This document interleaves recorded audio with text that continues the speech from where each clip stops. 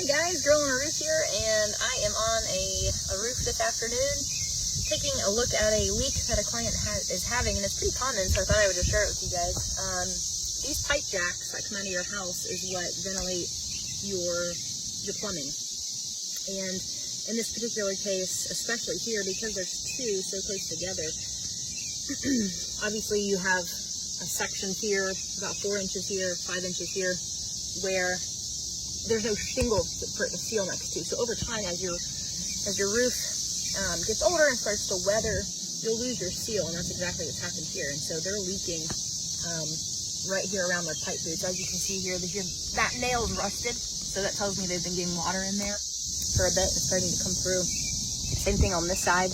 This is all lifted up here, and this is a common problem that we address quite a bit. Same situation on the other pipe jack over there. So just something to keep an eye out for.